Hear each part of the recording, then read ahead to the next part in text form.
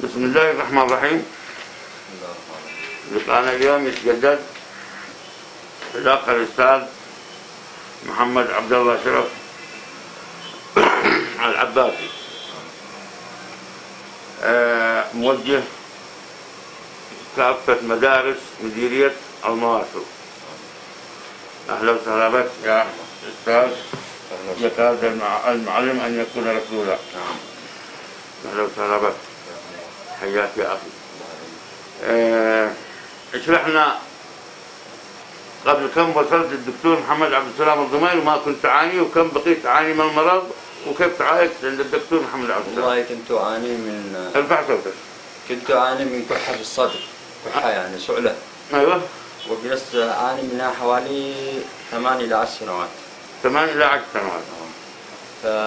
وأنت تتنقل بين المستشفيات؟ نعم، تنقل بين المستشفيات. واحد يقول لي عندك رب، قد هذا دي السل، والدكتور يقول لي عندك رب.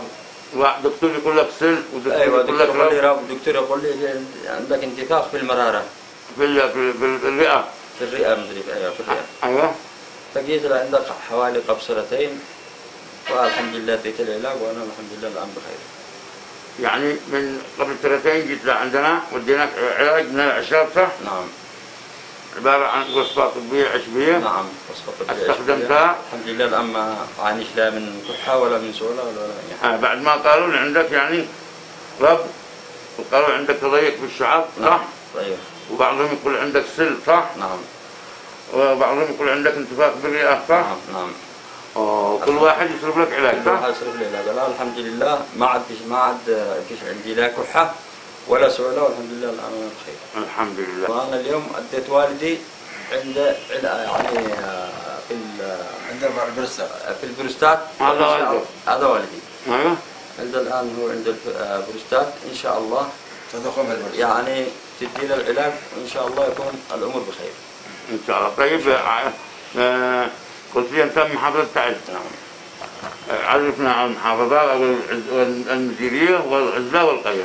محافظة تعز يعني مديرية المواصل. أيوه. بني عباس. بني عباس، العزلة. شفت والقرية؟ قرية دكاب بني عباس. ها؟ قرية دكاب بني عباس. تلفونك لو سمحت. ها؟ تلفونك؟ عندك ولا عندك؟ كتبت عن 3 سبعات. كم هو؟ 3 سبعات. 3 سبعات. 4 6 8 4 6 8 9 7 3 7 3.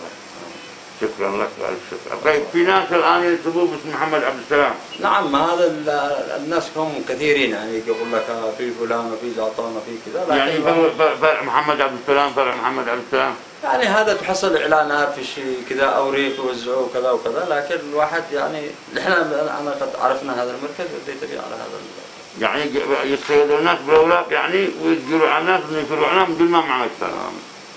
شكرا لك.